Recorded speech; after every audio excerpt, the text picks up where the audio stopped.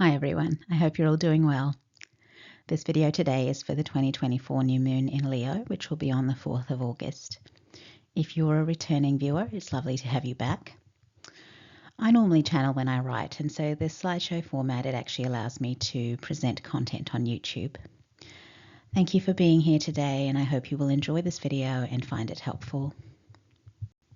In terms of the format for this video, I tend to start with a look at the astrology for the new moon, and then I look at the tarot spread that shows up in relation to the new moon.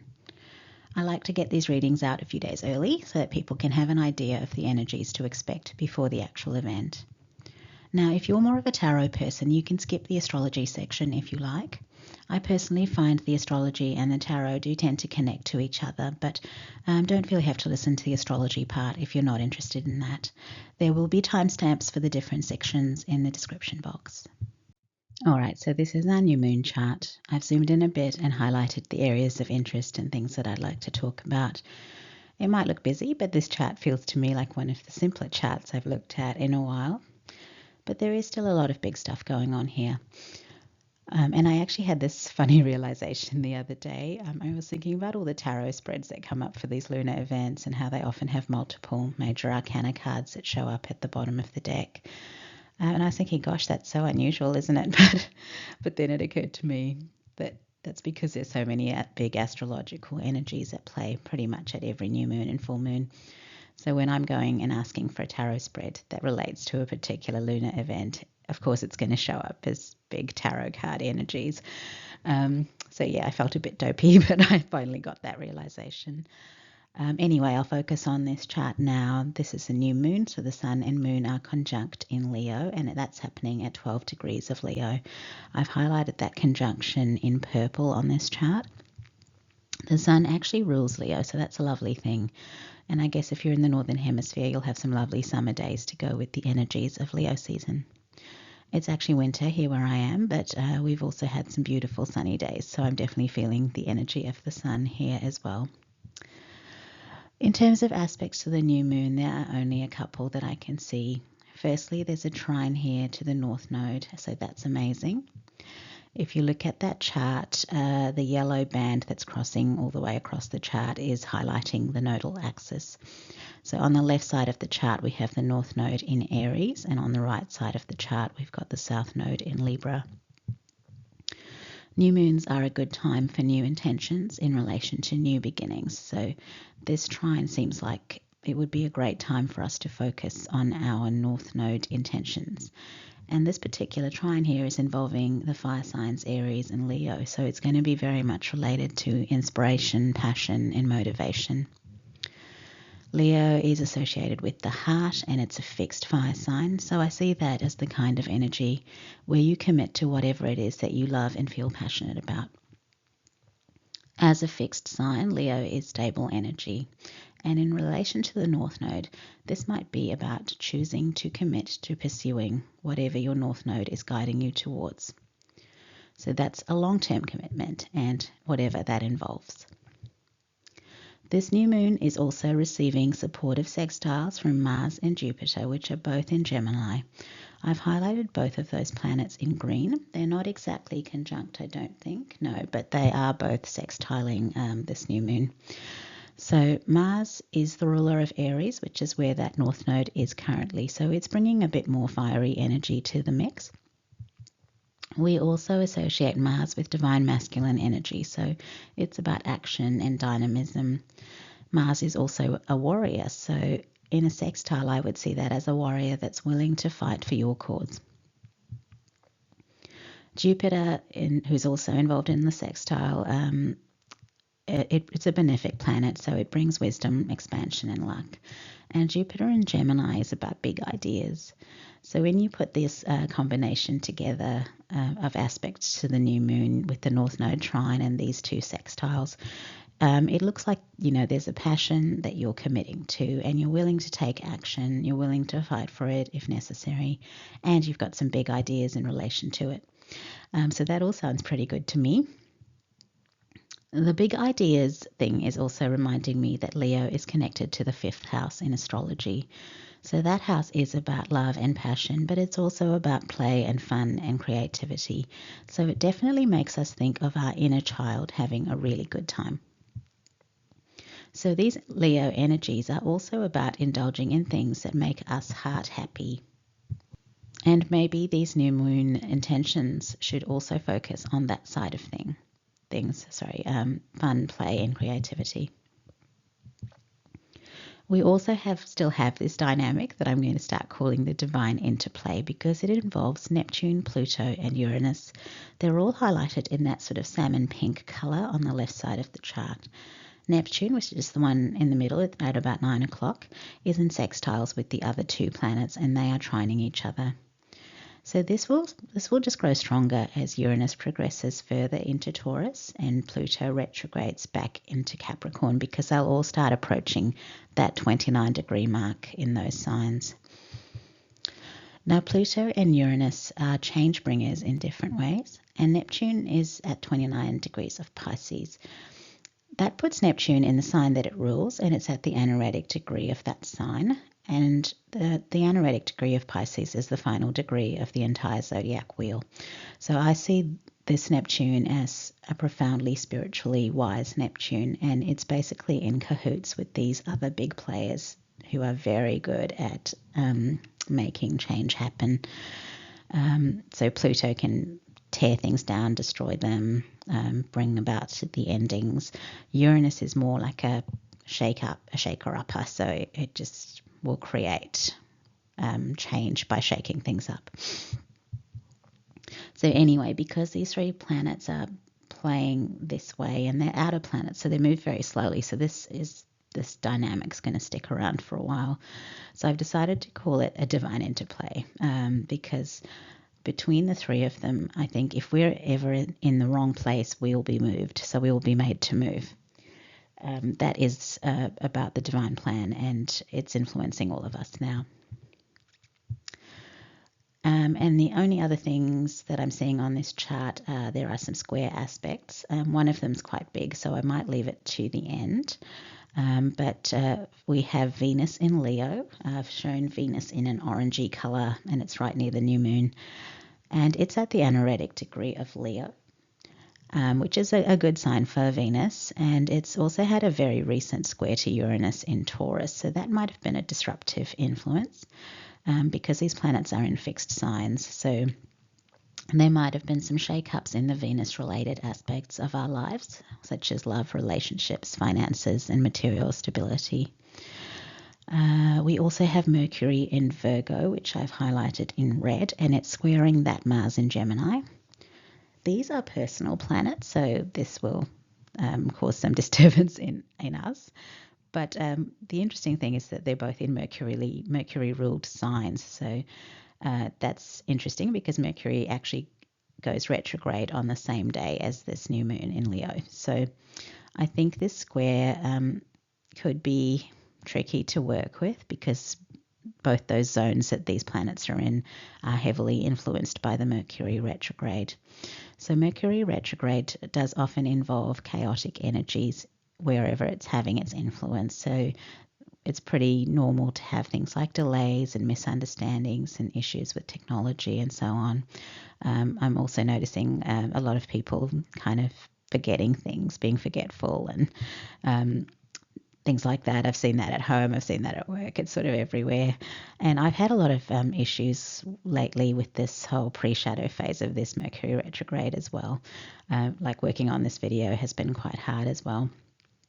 You know, I've had problems, I've had interruptions, I've made so many mistakes.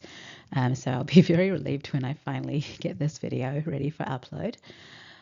So anyway, because Mars in Gemini means that we're a lot more active than we normally would be. So things could actually get quite heated once these chaotic energies start happening, because obviously when we're busy, that's the last thing we need. So I guess the advice for that would be to stay as calm and patient as you can if things aren't going to plan. And if you're getting frustrated, take a time out and go for a walk or do something else, because that's how I'm trying to manage this right now as well. So the last square is the one between Saturn in Pisces and Jupiter in Gemini.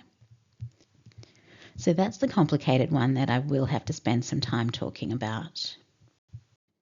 So Saturn in Pisces is in retrograde, and I've highlighted that in blue, and it's squaring Jupiter, which is actually debilitated in Gemini. So it's sort of the weakest Jupiter can get, and so this makes it an interesting dynamic because neither of them is functioning at their highest potential, I guess. So the square will be exact on the 18th or 18th to 19th of August, and that actually lines up with the next full moon in Aquarius. So yeah, of course it does. So that will mean more to talk about with the next lunar reading that we do.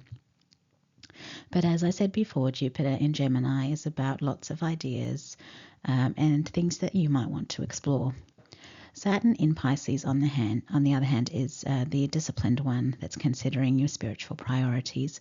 And so I think that it might be the influence that tries to shut down some of your kookier ideas that really have nothing to do with the long-term vision.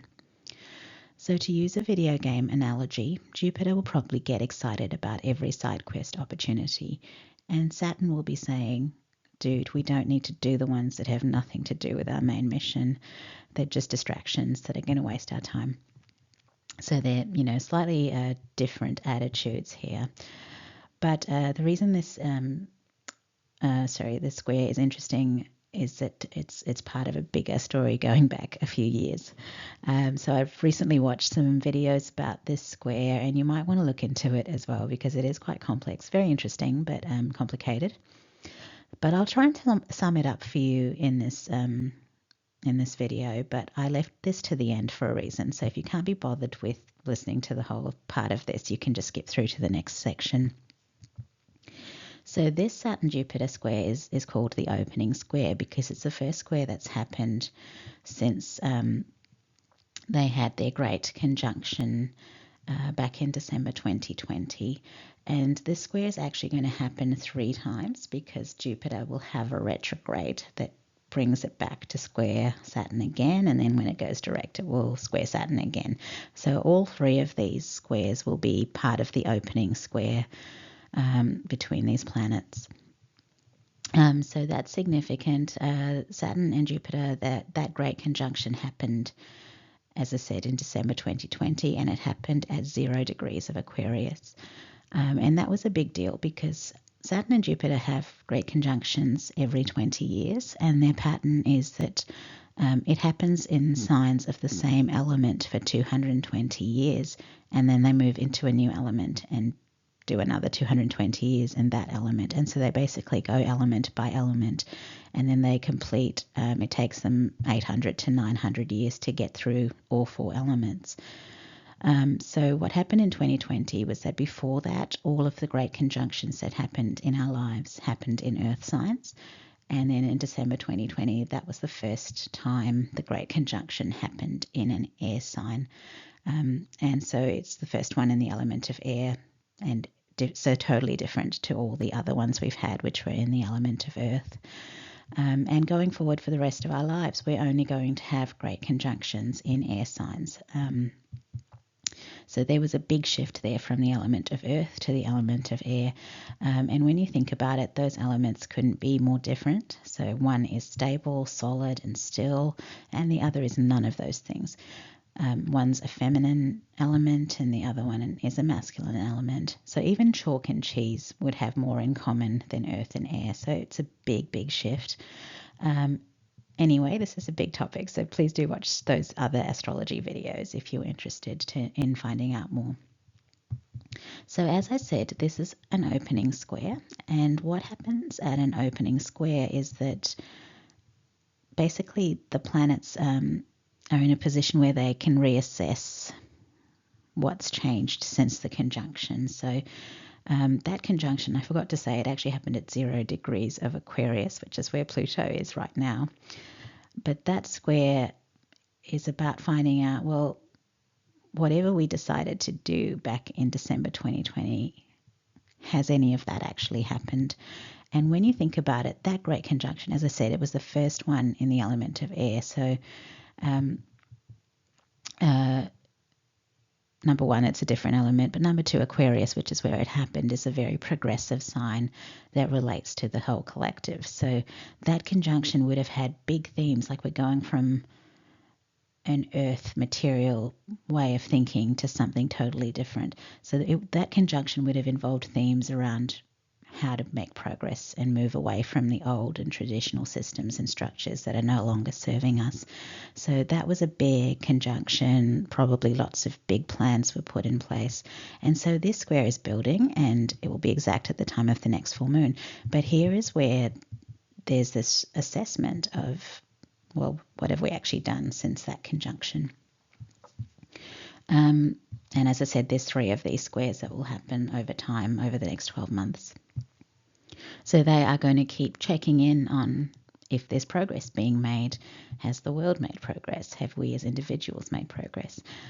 So obviously it can be quite hard to say if the world has made progress, because it definitely looks a little messed up. But I can see in my own life that I've made progress, because I've made a lot of changes, and I still am making a lot of changes to my life that are good for me. And I suppose if there are enough people out there doing the same kind of thing, making good changes for themselves, then that is going to be shifting the energy of the collective, the energy of the world. So it starts with us. So we just have to get on board and start making the changes that we're being guided to make. I guess, though, that if you've been resisting making changes in your life, the 3 squares that are coming up over the next 12 months, they are going to have a much bigger effect, because these are outer planets. These are big energies.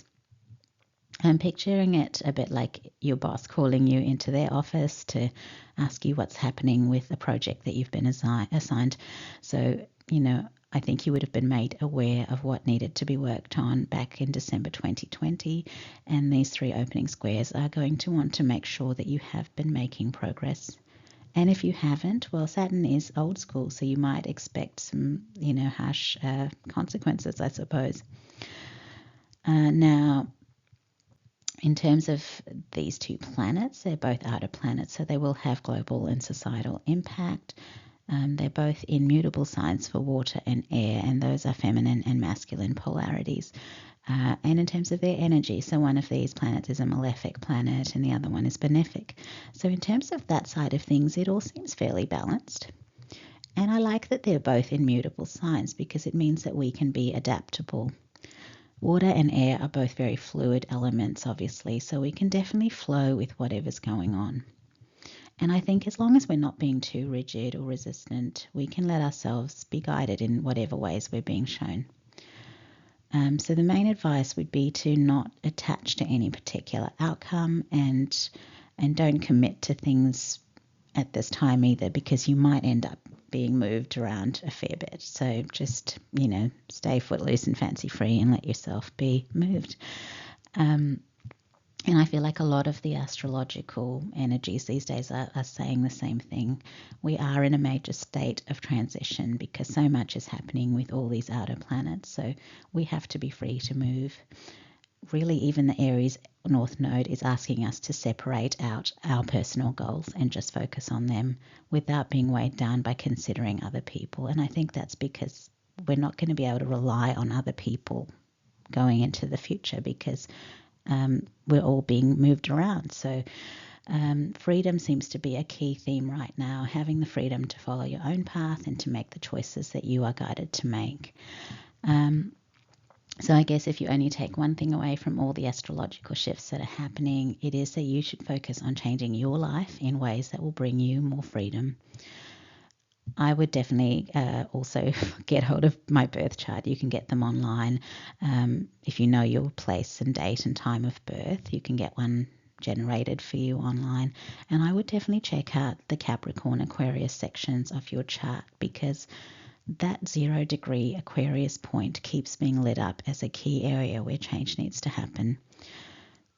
For me, that's in my 2nd house, and that's the house that is about what you value and material security and stability and possessions and things like that. So I guess for me in 2020, Saturn and Jupiter decided I needed to make progress in that area of my life. And now Pluto is just going back and forth over that area to make sure that things do change. And I can actually see those changes playing out in my life since 2020. My values have changed a lot, and I can definitely see that I've become a lot less attached to the relationships and structures that I used to rely on to feel secure.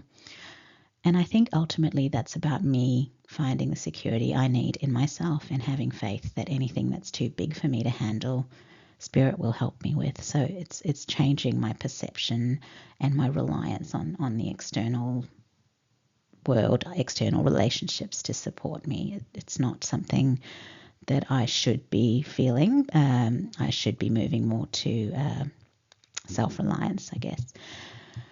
And I guess ultimately what needed to happen was that my values had to become more Aquarian. So less about the material side of things, less about feeling safe and secure, more about being progressive and free thinking, more about being adventurous and innovative, more about how I could individually benefit the collective with what I do. So those values are very different to Capricorn values, which are more pursuing your ambitions, wanting to succeed, wanting to prove yourself and have the world recognize you as an accomplished person. Those Capricorn values are very familiar to me because I've already lived that life, because all of that used to matter to me. So I feel like what's happening between 29 degrees and 0 degrees, so 29 degrees of Capricorn and 0 degrees of Aquarius, is that my old identity is being shed here at that point. And in my life, that's going to be me saying, well, that's just not who I am anymore. And so going forward, I'm meant to have new values and a new perspective on life.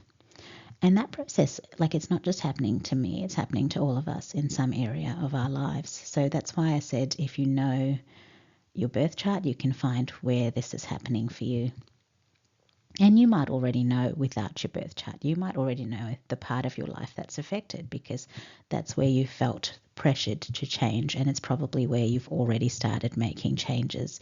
I would be fascinated. Please do leave a comment. I'd be fascinated to see what's happening in other people's lives because obviously it is going to affect us all slightly differently. And actually, I think that's all that's on this chart. So if you are still listening, good for you. I'm just going to move on to the tarot and oracle spread now that we've got for this new moon. All right, so here we are with the cards. I decided that I'd go with the fifth house, inner child, playful, fun energy this time. And so I've chosen all my decks that are a little bit bright and colourful and childlike in their energies. And confession time, I've never actually been too good at the childlike fun play stuff. And I think it would probably be because I happen to have Saturn in Leo in my birth chart. So to me, that's probably like having an inner grumpy old man rather than an inner child. And actually, I was quite a serious child and I struggled with creativity because nothing I did was perfect enough in my mind. So colouring outside the lines was failing. It wasn't my parents, honestly. I think it was Saturn in Leo. So thanks very much, Saturn in Leo. I'm trying to overcome this as I get older. Well, anyway, maybe choosing these decks is indicating that this might need to be a new moon intention for me. Maybe I do just need to let my inner child, they must be very, very tiny, let my inner child grow and discover what fun actually is. So as usual, this is a lunar reading and we've again got more than one major arcana energy at the bottom of the deck. I do love that the actual card at the bottom of the deck was the Sun, which is a Leo card. And as I said before, the Sun's actually the ruling planet of Leo, so it is so perfect. Sorry, it's so perfect to have that card here.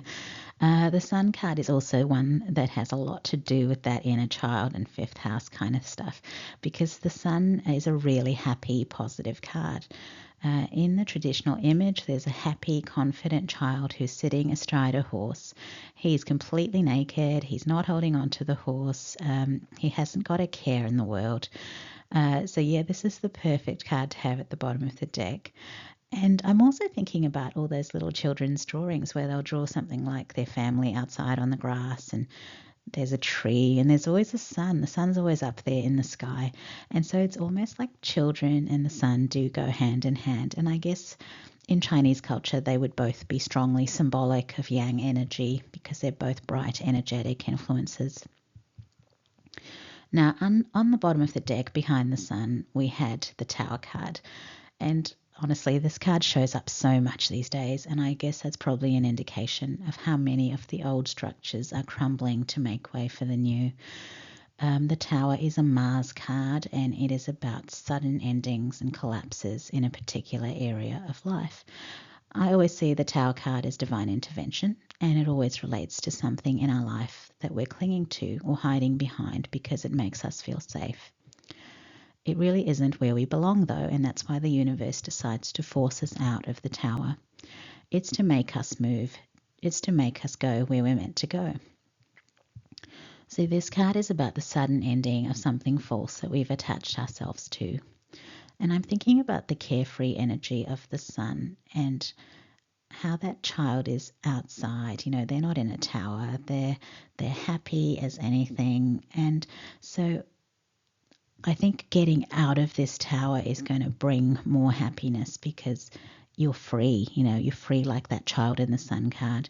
So this tower must relate to something that's affecting your joy in some way.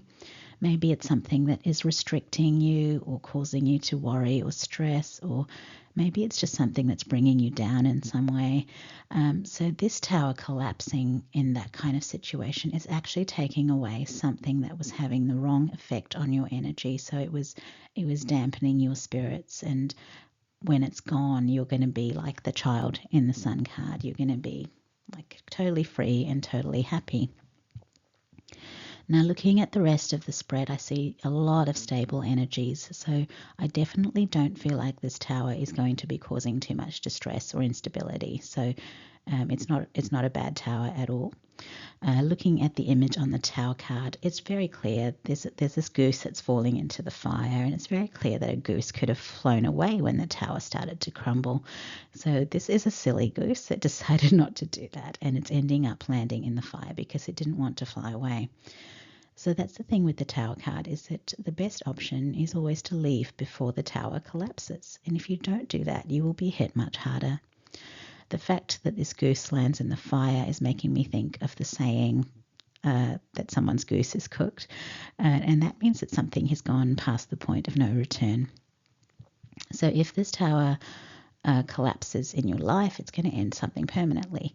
But this goose had wings, and that's a reminder that if you're feeling that something's not right in whatever your tower might be, you can spare yourself a lot of unnecessary trauma by trusting your intuition and leaving when you are being guided to leave.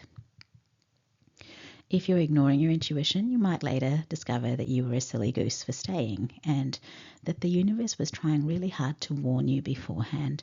And I guess that's why there are so many tower cards in the spreads we do these days. It's the universe actually bombarding us with this message, to get out before you go down. And I'm also thinking, going back to the astrology, about how Pluto goes back into Capricorn one more time this year before it permanently moves into Aquarius. And I'm honestly feeling like this is when it will become very clear to anyone who's been clinging to a tower in their material life that they've made the wrong decision, because Pluto has been transforming our material lives since 2008.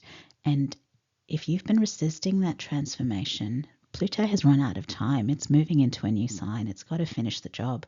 So it's going to have to force the transformation that you've been resisting, because it's only going to be in Capricorn for a few weeks. And I think it's from the 1st of September to the 19th of November. So if Aquarius is about freedom and you've refused to free yourself from your tower, then Pluto will probably just blast you out to make you free.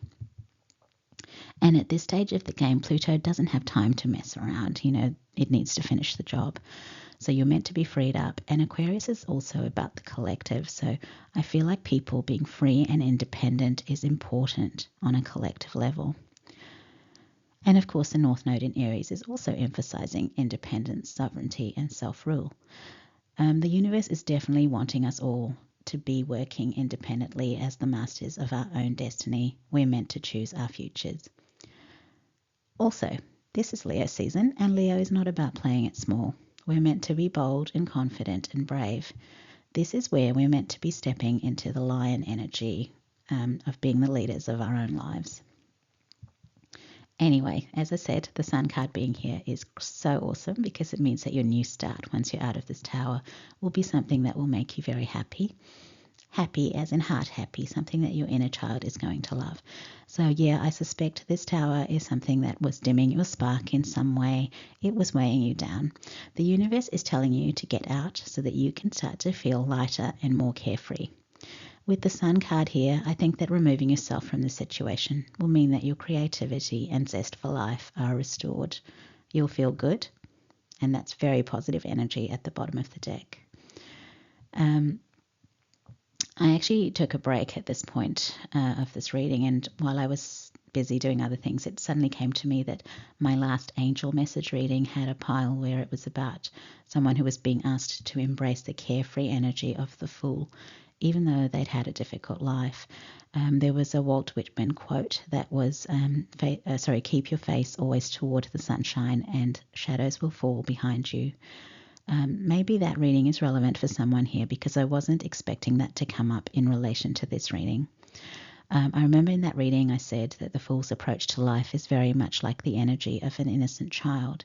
And I think it also came up in that reading that trusting your intuition is very important because that's how your guardian angels let you know when something isn't right. So I do wonder if this new moon reading and that angel message are related. So please do check that reading out if you feel guided to.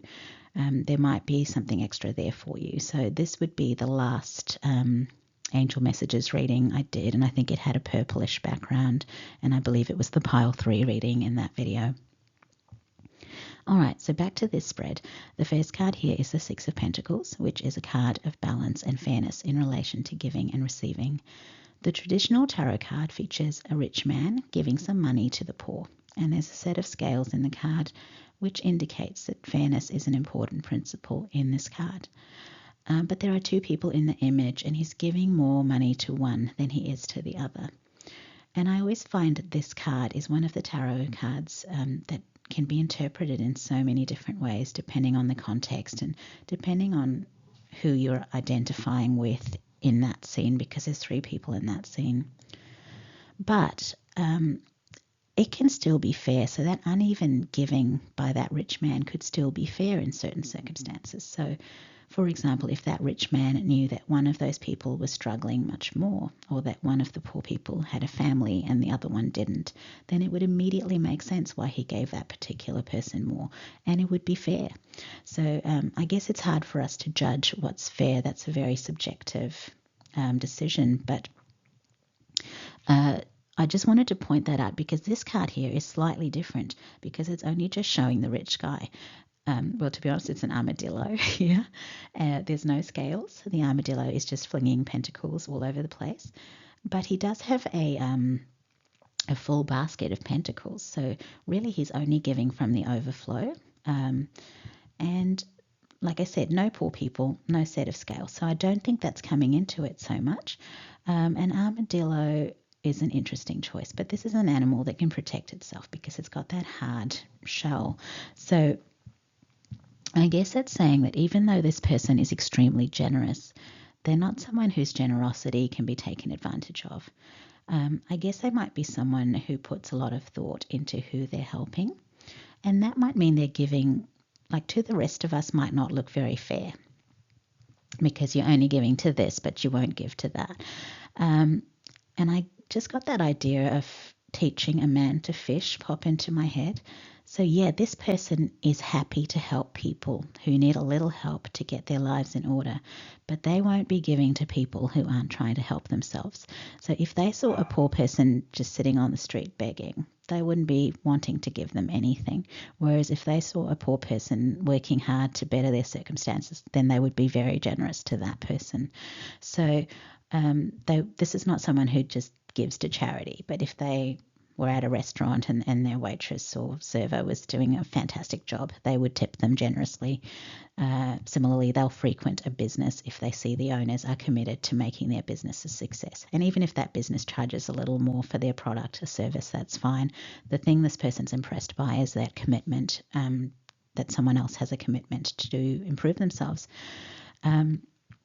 So they like to see people who work hard. They feel like they're in a position to help those people succeed and get ahead.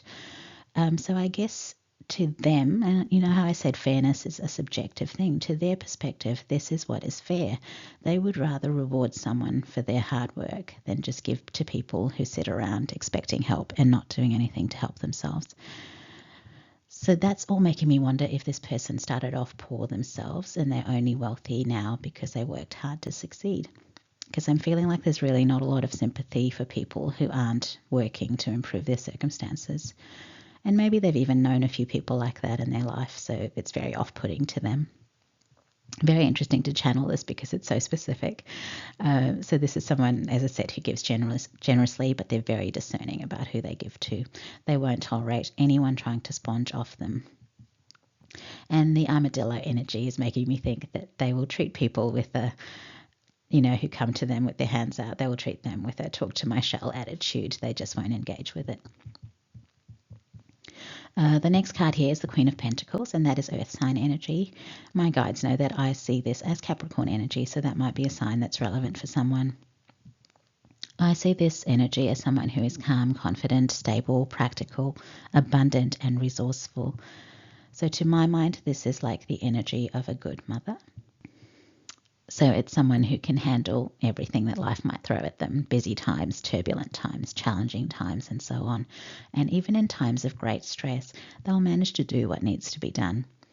And it's interesting to have a kangaroo here because a mummy kangaroo can just keep bouncing around, even with a little Joey in her pouch that's fully dependent on her. And kangaroos, they're so beautiful to watch because they always look so balanced and stable. And so that's a very good illustration of this energy. And the last card here is the King of Cups, and he's shown as a whale. And now there's a little theme here that's getting my attention. So these three animals, the armadillo, the kangaroo, and the whale, are all animals that we associate with a particular location. So the armadillo is sort of South American, I believe, and maybe in the southern part of the USA. The kangaroo is Australian, and whales are really always in the ocean, and they have a very predictable migration pattern. So it's very predictable where they are at any particular time of the year. And the other interesting thing is that as different as these animals look, they are all mammals. And so that's making me think of how all of these animals have adapted and evolved in order to be able to function and survive in the environment that they're in. And I think this is a message to remind us that we can also adapt and evolve to different environments, and that as much as we might fear change, we would quickly understand what we needed to manage in that environment. We actually adapt to new experiences all the time. So primary school, high school, university, new jobs, new homes, new relationships, new cities or countries, parenthood, and so on.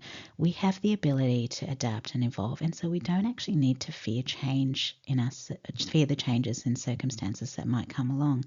Because if our circumstances change, we would simply adjust to our new circumstances. I mean, it would just take a few weeks, and then you would understand what your day was like and what you needed to do. So anyway, back to the King of Cups. This is a big-hearted, compassionate person who also has a lot of emotional depth and emotional intelligence.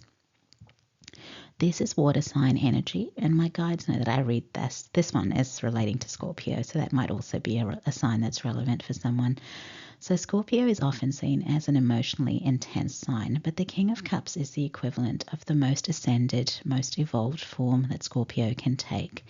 And when we're talking about Scorpio at that level, it's actually a very emotionally balanced sign, and that's why it's considered a fixed sign. So to become the King of Cups, this person has worked through all the intensity that has been part of their journey. The King has become someone who understands emotions at a very deep level. They can sense all the ripples and undercurrents that happen around them. But even if they're sensing those energies, they don't feel the need to engage with those energies. They can observe and understand what's going on and remain calm and detached. In the traditional image, we see a king on his throne, and he's looking so stable despite the fact that his throne is situated in choppy waters. I have to admit that I wasn't initially seeing what direction this reading was taking, and now I'm seeing that this reading isn't actually about direction at all. The direction is actually yours to choose, and I think I even might have said that earlier on in this reading. So what this reading is not, it's not about where you're going, it's about who you are. So this reading is just saying, look at your strengths. And so when I've talked about each of these characters, I'm seeing someone who does know who they are. So card 1 is someone who knows they want to help others and they know exactly who they want to help and how they want to help them. They're also someone who has become successful by working hard, and they've achieved success in that way. Card 2 is someone who knows that they can handle the chaos and upheavals of life in a calm and balanced way. They are abundant, but even more importantly, they are practical and resourceful. If problems arise, they will find the solutions that they need. Card 3 is someone who can stay calm no matter what. They're not going to be anything but emotionally balanced. All hell could break loose around them and they'll see it and they'll understand it. But this is someone who can process all of that emotional energy without being caught up in the craziness. So what this reading is about is it is here to remind you of who you are and to tell you that you are plenty strong enough to handle this period of change and upheaval.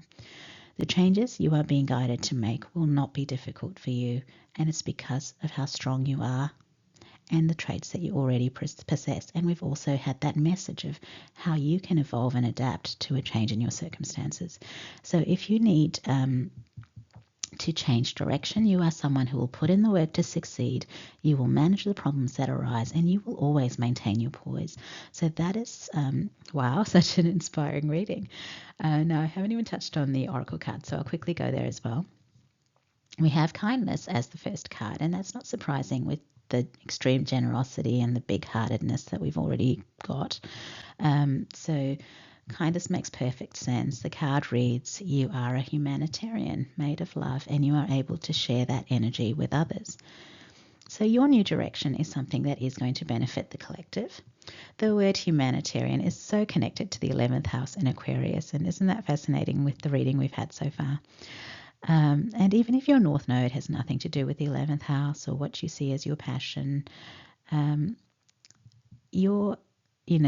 what you see as your passion has nothing to do with the 11th house. Your new direction is showing up as something that will help others anyway. So the second card here is the Muses with the keyword inspiration. So maybe whatever it is you're going to do is just going to inspire others to make positive changes in their lives. So a friend of mine at work recently told me about a diet program where the creator had come up with a lot of great recipes, and there was this Facebook community, and apparently this was helping a lot of people eat better and lose weight. So that's all wonderful, but if we go back a few years, this might have just been someone whose passion was cooking, and through following that passion, that's led them to create this kind of program, and it's now helping other people, and it's doing well for them as well. And the other thing that's coming to me now is that I'm from Brisbane, and this is where the cartoon Bluey originated. And, well, that was someone's passion project too in the beginning. And I feel like it's a children's show with a lot of sensitivity and beautiful values. It's been such a hit for the creators. But when you think about how it's influencing all the children around the world who watch the show, you can easily see how that's become something that's benefiting the collective. And even if there's no direct or obvious link to the 11th house, maybe it's just the fact that you're doing something that you love that might influence others around you to start doing what they love. So it might just be like starting a fire that spreads quickly through your inner circle and then influences their circle of influence, and it just sort of has this ripple effect that allows it to keep spreading. So very, very interesting to have Aquarian energy show up so strongly in this Leo video because they're opposite signs. And of course that brings us back to the fact that the Aquarius full moon is our next full moon. So it will happen towards the end of Leo season, and it's definitely going to be an eventful full moon. The last card here is money, and this is your reassurance card. So it reads, all my finances are now in divine order. Love itself knows my needs and is the source for all. I needn't cling to gain or fear loss. Every need will be met through offering all to the divine. And wow, this is such a powerful reassurance from Spirit that if you are doing what you love and you are doing it with the right intentions, you will be taken care of. Your every need will be met, so don't worry about finances or money. I also feel strongly that this is about doing what you love because you love it and because it matters to you. This is not about doing something because it will make you money.